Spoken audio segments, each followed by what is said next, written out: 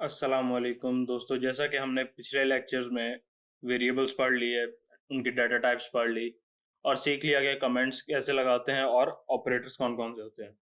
तो हम आज आगे चलते हैं टेक्निकल चीज़ों की तरफ और पढ़ते हैं कि कंडीशनल स्टेटमेंट्स क्या होती हैं। अब कंडीशनल स्टेटमेंट से आपको एक चीज़ तो पता चल रही होगी कि मैं बात कर रहा हूँ वो स्टेटमेंट्स जिनके थ्रू हम डिफर कर सकते हैं, यानी कि एक स्टेटमेंट नहीं तो दूसरी स्टेटमेंट सही, दूसरी नहीं तो तीसरी सही, या कोई भी नहीं। तो उसके लिए हमारे पास दो तरह की होती हैं, एक होती है हमारे पास इफ एल्स और दूसरे होती है हमारे पास स्विच।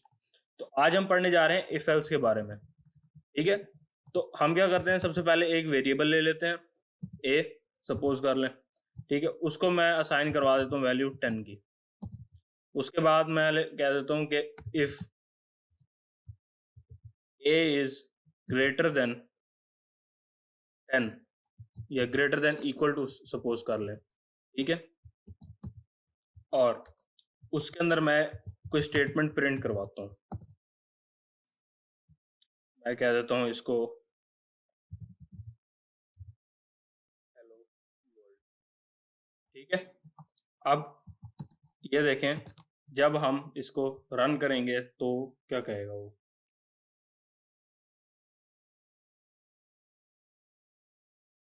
जी, तो देखिए उसने हेलो वर्ल्ड हमें प्रिंट करवा दिया है। ठीक है, अब हम इसको और मज़ेदार इस तरह बनाते हैं कि हम इसको यूज़र डिफाइन कर देते हैं ए को। अगर अगर मैं ए को यूज़र डिफाइन करता हूँ, सी इन ए ले लूँ इधर। ठीक है, तब जब मैं इसको रन करूँगा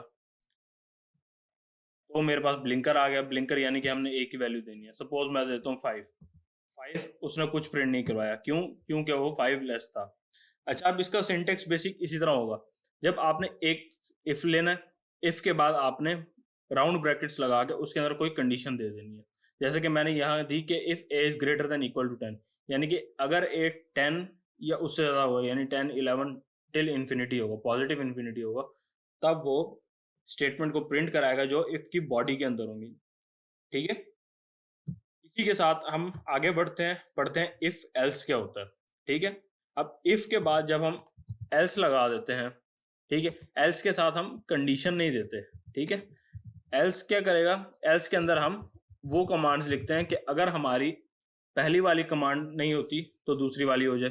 ठीक है, ठीक है, हम इधर लिख देते हैं नॉट इक्वल। ठीक है, अब जब मैं इसको रन करूंगा, सही एरर आ गया, सॉरी। अब देखिए सेमाई कॉलन आपने नहीं भूलना, सेमाई कॉलन नहीं लगाएंगे तो आपके पास एरर आएगा, क्योंकि वो उसको एंड लाइन शो नहीं करवाता। अच्छा, अब मैं जब इसको ब्लिंकर आ गया, मैं एक की वैल्यू देता हूँ, मैं सपोज अब 7 दे देता हूँ। उसे कहा नॉट इक्वल, यानी कि वो एल्स पे आ गया। उसने पहली वाली स्टेटमेंट को स्किप कर दिया, क्योंकि वो कह रहा था कि वो ट्रू नहीं हो सकती। ठीक है, तो वो दूसरी स्टेटमेंट उसने प्रिंट करवा दी। अगर मैं इसी प्रोग्राम में 10 से ऊपर की वैल्यू दूँ, जैसे सपोज मैं 11 दे देता हूँ। ठीक है, तो उसने हेलो वर्ल्ड प्रिंट करवाया, नॉट इक्वल प्रिंट नहीं करवाया, क्योंकि उसने जब पहले वाली को ट्रू करवा दिया तो उसने बाकी सबको स्किप करके बाहर निकल गया। ठीक है, इस तरह हमने ये देख लिया कि इफ और एल्स कैसे हम यूज करते हैं। अच्छा, अगर हमने एक से ज्यादा स्टेटमेंट्स देनी हो तब हम क्या करेंगे, हम करते हैं तब इफ एल्स। ठीक है, अब इफ एल्स क्या करता है, हमें एक और स्टेटमेंट दे देता है। ठीक है, अब हम इफ एल्स के थ्रू एक और स्टेटमेंट लगा लेंगे और एल्स आखिर में लगा लेंगे। ठीक है, अब इफ एल्स में मैं कहता हूं कि if A is greater than equal to 10 and A is less than equal to 15। ठीक है, मैं यहाँ लिख देता हूं। अब ये आ गया मिड, यानी कि हमारे पास 10 से 15 की रेंज के अंदर होगा, यानी कि ये मैं कह देता हूँ ग्रेटर, यानी कि 10 और 15 से बड़ा होगा। और ये मैं कह देता हूँ कि सपोज लेस। ठीक है, एल्सिफ होता है। ठीक है, एल्सिफ होगा, सॉरी वो मेरी मिस्टेक थी, एल्सिफ हो गया। ठीक है, अब देखिए ये छोटे छोटे सिंटेक्स एरर होते हैं, जब आप कर रहे होते हैं तो आपको नज़र आते हैं। ठीक है, अब जब मैंने इसको रन करवाना है तो मैं सबसे पहले ए की 0 से 10 के दरमियान एक रेंज दे देता हूँ, तो मैं 8 दे देता हूँ। ठीक है, उसने क्या कह दिया, वो मिड है। ठीक है, अब उसने मिड क्यों कहा मुझे, ठीक है। अब उसने कहा कि हाँ ए लेस देन 15 से लेस तो है पड़ा, ठीक है, लेकिन पहले उसने पहली कंडीशन चेक की कि या ग्रेटर है, उसने कहा नहीं ग्रेटर है, ग्रेटर नहीं है, ठीक है। वो सेकंड में चला गया, उसने कहा कि ठीक है लेस है, ठीक है, ए लेस है 15 से, ठीक है, उसने प्रिंट करवा दिया।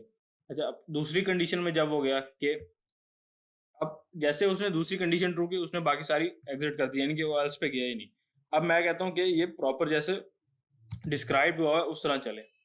तब मैं क्या करूंगा, एक लॉजिकल ऑपरेटर एंड लगाऊंगा और साथ पहले वाली कंडीशन अटैच कर दूंगा इसके कि if A is greater than equal to 10, ठीक है। अब जब मैं इसको रन करता हूँ तब देख लेते हैं क्या होता है। आप एक कंडीशन की लाइन के अंदर लॉजिकल ऑपरेटर्स के थ्रू एक से ज्यादा कंडीशंस दे सकते हैं, जैसे कि आपने एंड की देनी है कि यानी कि अगर दोनों ट्रू होंगी तब चलेगा, आप और की देते हैं कोई एक ट्रू हो जाए तब भी चलेगा, ठीक है। इस तरह आपने लॉजिकल ऑपरेटर्स देके एक से ज्यादा कंडीशन उसमें अप्लाई करवा सकते। अब जब मैं 5 दूंगा तब उसने कह दिया लेस है, ठीक है। अब जब मैं इसको देता हूँ 20, ठीक है, अब वो कह रहा है 20 ग्रेटर है। अब मैं एक मिड रेंज वाला दे देता हूँ, यानी कि 12 दे देता हूँ सपोज, तभी वो कह रहा है ग्रेटर है। अब उसने ग्रेटर क्यों कहा, क्योंकि उसकी ये कंडीशन तो फुलफिल हो रही है, वो बाकी सारी नहीं देखेगा, फिर उसने पहली कंडीशन में ही सारों को ट्रू कर दिया। आपने अपनी लॉजिक्स इस तरह बनानी है कि आपको ये पता हो कि जब मैं करूँगा, यानी कि मैं कोई प्रोग्राम लिख रहा हूँ तो मैं ऐसी वैल्यूज दूं या ऐसी कंडीशन उसको दूं कि वो जैसा मैं कहना चाह रहा हूँ वो वैसे का वैसा काम करे। अब देखें, अब उसने क्या कहा कि मेरी 10 से जो वैल्यूज हैं वो नहीं आनी चाहिए, यानी कि आपकी 10 से 15 तक की जो वैल्यूज हैं वो मिड में आनी चाहिए, और 15 से जो ग्रेटर है वो इधर आनी चाहिए। तो मैं इसको कर देता हूँ, ये 15 हो गया, ठीक है। अब जब मैं इसको रन करवाऊंगा तो अब मैं जब 16 दे दें, 16 ग्रेटर है, अब 12 दे दें, 12 मिड है, और 9 देते हैं तो 9 लेस है। अब ये देखिए, अब आपके पास तीनों कंडीशन फुलफिल हो रही हैं, यानी कि आपका 15 से ग्रेटर होगा तो ग्रेटर का आएगा, आपका 15 से 10 की रेंज के अंदर होगा तो मिड का आएगा, और अगर इन दोनों में नहीं है यानी कि 10 से लेस होगा तब आपका लेस में आ जाएगा। इस तरह आप इफ और एल्स के थ्रू मुख्तलिफ कंडीशनल प्रोग्राम्स बना सकते हैं, ठीक है। अब आप इस तरह अपने ग्रेडिंग सिस्टम बना सकते हैं, यानी कि आपने उसको ग्रेडिंग दे दी, क्या मेरी यानी कि इतने मार्क्स ग्रेटर होगा तो फलां ग्रेड होगा, ये मार्क्स होंगे तो फलां ग्रेड होगा, ठीक है। वो आप ग्रेडिंग सिस्टम बना सकते हैं। आप ट्राई करें, आप अपना ग्रेडिंग सिस्टम बनाने की कोशिश करें, आप इसको एज असाइनमेंट ले लें, क्योंकि जितनी आप प्रैक्टिस करेंगे उसी तरह आपको समझ आती जाएगी। मिलते हैं अगले लेक्चर में जिसके अंदर हम स्विच केस के बारे में पढ़ेंगे और ये पढ़ेंगे कि नेस्टेड क्या होता है, ठीक है। मुझे इजाज़त दीजिए, तब तक के लिए अल्लाह हाफिज़। चैनल को लाइक कीजिएगा, सब्सक्राइब कीजिएगा और शेयर भी ज़रूर कीजिएगा।